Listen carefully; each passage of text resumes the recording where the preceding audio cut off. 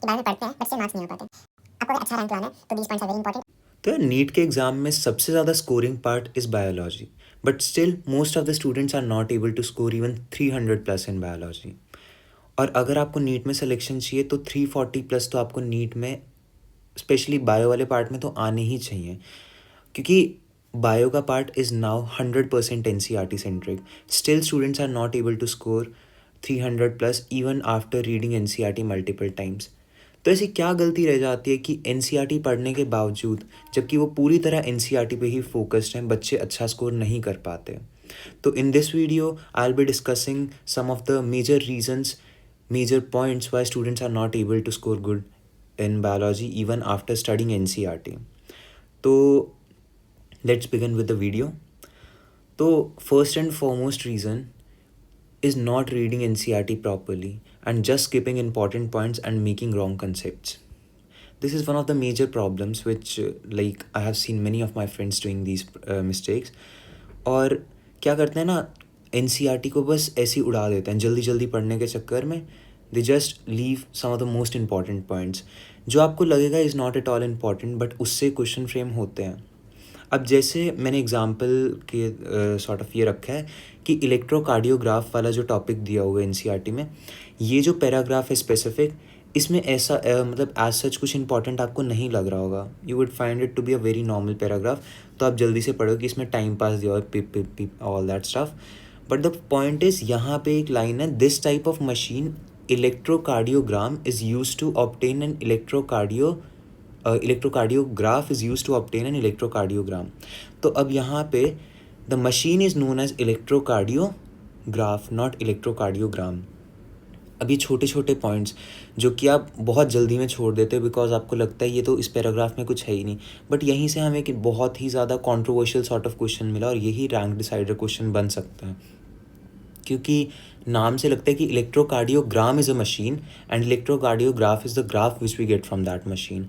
But over here the concepts are opposite. Electrocardiograph is the machine and electrocardiogram is the graph which is obtained from electrocardiograph. हाँ, it is a bit confusing, but इसी type के points बच्चे miss करते हैं और फिर कहते हैं कि ये पॉइंट्स तो NCERT में दिए ही नहीं हुए, जबकि all of them are a part of NCERT itself. एक और मैंने एग्जांपल रखा है ये ब्लड ग्रुप्स का।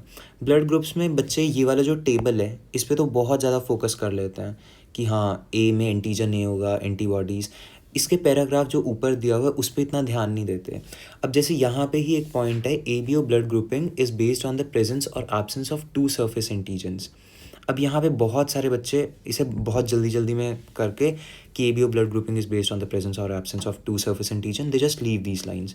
But this is one of the most important lines जो इससे क्वेश्चन बन सकता है। अब अगर आपके पास एजर्शन रीज़न आया ABO blood grouping is based on the presence और एब्सेंस ऑफ 3 सरफेस एंटीजन्स, और रीज़न आता है कि surface antigens A, B and O are present on the RBC surface of different people, तो मैक्सिमम बच्चे कहेंगे assertion and reason both are true and reason explains assertion. But this is मतलब बिल्कुल गलत है ये, क्योंकि NCERT खुद स्पेसिफाई कर रही है कि there are only 2 surface antigen not 3, क्योंकि O सरफेस एंटीजन जैसा कुछ एग्जिस्ट ही नहीं करता। ये जो सरफेस एंटीजन्स है दे आर शुगर्स, तो A के लिए एक स्पेसिफिक शुगर है, B के लिए कोई स्पेसिफिक शुगर है, पर O के लिए कोई ऐसी शुगर एग्जिस्ट ही नहीं करती है। तो यहाँ पे बच्चे एक गलत कंसेप्ट बना लेते हैं और इसमें गलती होने के चांसेस बहुत ज़्यादा हैं। तो आप ना हर एक लाइन को बहुत ध्यान से पढ़ना। जल्दी के चक्कर में ना ऐसा नहीं कि मुझे तो ये चैप्टर एक ही घंटे में ख़त्म करना है, टाइम लो, पहली बारी में टाइम लग रहा है, दैट्स एब्सोल्युटली फाइन, बट अपने कंसेप्ट गलत मत होने दो। उसके बाद ऐसी एंटीबॉडीज़ में भी दिया हुआ है similarly the plasma of different individual contain 2 natural antibodies. अब अगर यहाँ पे 3 भी बोल सकते हैं बट होती 2 हैं। तो ये चीज़ें जो ये लाइंस हैं इनसे बहुत अच्छे क्वेश्चंस बन सकते हैं, तो मेक श्योर कि आप इनको मिस ना करो और बहुत ही अच्छी तरह NCERT को रीड करो, क्योंकि यही स्पेसिफिक लाइंस हैं जो एंड में नीट में आती हैं और मैक्सिमम बच्चे गलत करके आते हैं, जबकि ये बहुत बेसिक सी चीज़ें हैं। तो इसमें कंसेप्ट है, बट ये 2 और 3 वाला, क्योंकि ये एक बार मेरी भी गलती हुई थी तो मुझे याद आया कि हाँ ये बहुत कॉमन मिस्टेक है, तो मैंने इसे हाईलाइट किया। बाकी the second point is skipping diagrams given in NCERT। यार अब इन नीट का अगर आप ट्रेंड देखते हो तो NTA is not just focusing on the theory, they are equally focused on diagrams and summary and everything, and diagram form an important part of NEET exam. मतलब NEET 2024 में ही 5 से 6 तो नहीं, 4 से 5 क्वेश्चंस तो were directly from the diagrams of NCERT. और मतलब diagrams भी मोस्टली बच्चे स्किप कर देते हैं कि यार ये जैसे फर्स्ट डायग्राम है कॉर्न टैसल्स. अब इसमें डायग्राम को देख के most of the people would say कि दिस इज़ जस्ट कि ऐसे ही रेफरेंस के लिए दिया हुआ, इग्नोर इट. इससे डायरेक्ट क्वेश्चन आया है कि आइडेंटिफाई द करेक्ट डिस्क्रिप्शन, और वो डिस्क्रिप्शन कहाँ से बनी, इससे. ये exactly wind pollinated plant inflorescence showing flowers with well exposed stamens, ये बिल्कुल एग्जैक्ट लाइन नीचे लिखी हुई है. अब इन पॉइंट्स को मिस करके बच्चे फिर बोलते हैं कि यार ये पॉइंट्स तो NCERT में दिए नहीं हुए. सारे पॉइंट्स NCERT में है. Exam is coming 100% from NCERT. It's just that you are not like you are missing these points and they are very important. तो आप NCERT के डायग्राम्स को नहीं इग्नोर कर सकते. अब नाउ दिस सेकंड क्वेश्चन, ये वाला question was a sort of very confusing question. ये 2024 में ही आया था. इसमें क्या है, NCERT में this is hypogynous, B and C are perigynous and D is epigynous. जो ये B एंड C है, they both are same, just the representation has been changed to some extent, and this exact question came in NEET 2024. So these sort of questions, they tell you how important all these diagrams are. Diagrams की importance is utmost. उसके बाद next question, ये सारे 2024 के questions दिखा रहा हूँ मैं. You can imagine how important these NCERT diagrams are. तो ये वाला जो है, ये अपना बायोटेक्नोलॉजी में पूरा इसके बारे में दिया हुआ है, पूरी इसकी डिस्क्रिप्शन है. बच्चे वो डिस्क्रिप्शन को अच्छी तरह पढ़ लेंगे, बट इस डायग्राम को ही मिस कर जाते हैं. और इस बार इस डायग्राम से एग्जैक्ट इन पॉइंट्स को हटा के पूछ लिया गया कि X एंड Y क्या है, ये वाले ORI एंड ROP. अब इनकी positions they are very important. अगर किसी को ये याद ही नहीं है, वो बच्चा ये क्वेश्चन ही नहीं कर सकता. और ये सब NCERT में ही है, NCERT के बाहर से भी नहीं बोल सकते. These are some of the most important points, to don't miss these points. उसके बाद जैसे नीचे दिया हुआ है कि ROP protein codes for the proteins involve in the replication of plasmid, इस पर भी क्वेश्चन बन सकता है.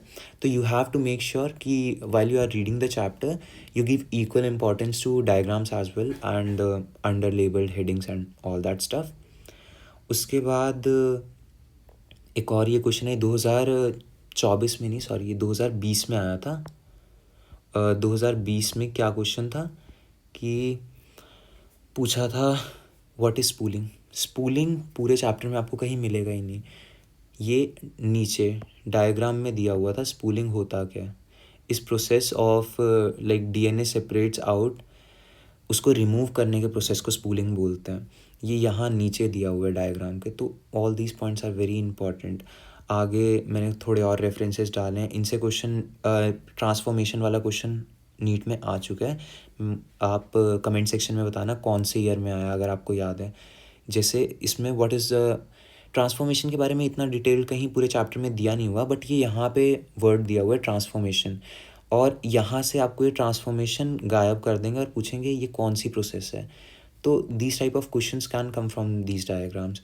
तो ट्रांसफॉर्मेशन क्या है, जो हमारा रिकॉम्बिनेंट DNA बना है वो सेल जब अंदर लेता है, उस प्रोसेस को ट्रांसफॉर्मेशन कहते हैं. अगेन ये इंसुलिन वाला बायोटेक्नोलॉजी के एप्लीकेशंस वाले चैप्टर में इंसुलिन का ये बहुत इंपॉर्टेंट पॉइंट है. इसमें कितनी sulphur intra chain disulphide bond होते हैं और इंटर चेन डाइसल्फाइड बॉन्ड होते हैं. So these are some of the most important topics, और इनसे क्वेश्चंस बन सकते हैं. ये डाइसल्फाइड वाला तो एज ऑफ नाउ नहीं आया है, बट मे बी 2025 वाले बैच में you are the first one to face these questions. तो मेक श्योर कि आप ये ना इग्नोर करो. Now the next important point is ignoring NCERT summary. अच्छा यार, by the way, I'm not including all the points. आपको काफ़ी सारे और भी, जैसे इसमें ही NCERT के डायग्राम्स में ही काफ़ी और भी नीट में क्वेश्चंस आए. मैं सारे क्वेश्चंस नहीं इंक्लूड कर सकता था, तो वो अब आपको जाके चेक करना है कि अच्छा ये डायग्राम इस ईयर में आया हुआ है. So I have to like make sure कि आप सारे डायग्राम्स को रिवाइज करो. नाउ ये भी एक बहुत इंपॉर्टेंट पॉइंट है, NCERT की समरी को इग्नोर कर देना. यार मेरे हिसाब से NCERT मतलब for bio you have only 2 books जो मेजरली आपको you have to be focused on them.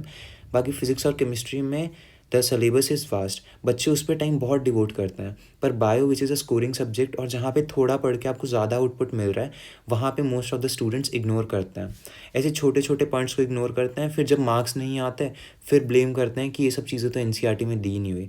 अब ये एनसीईआरटी समरी में ही दिया हुआ है, muscle fibre is an anatomical unit of muscle.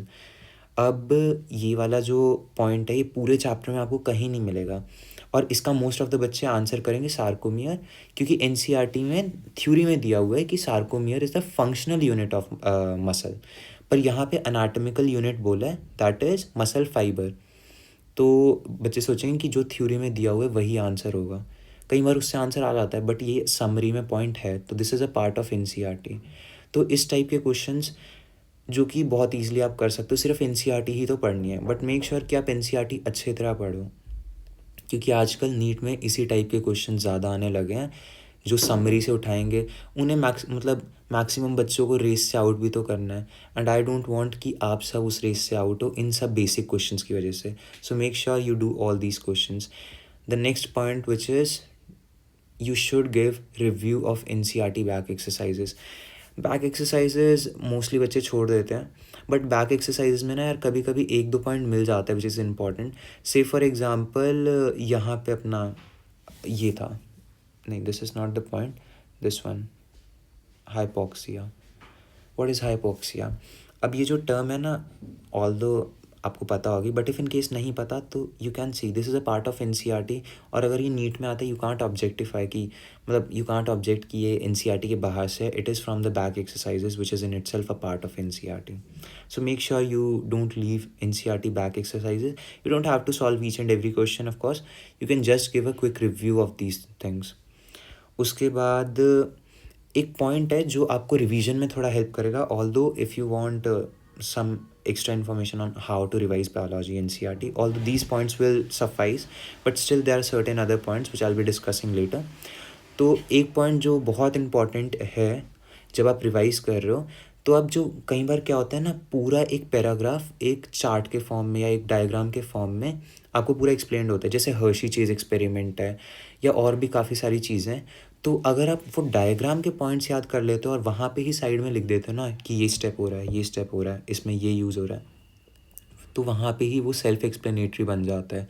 तो for the very next time when you come to that diagram, you don't have to like read the entire theory.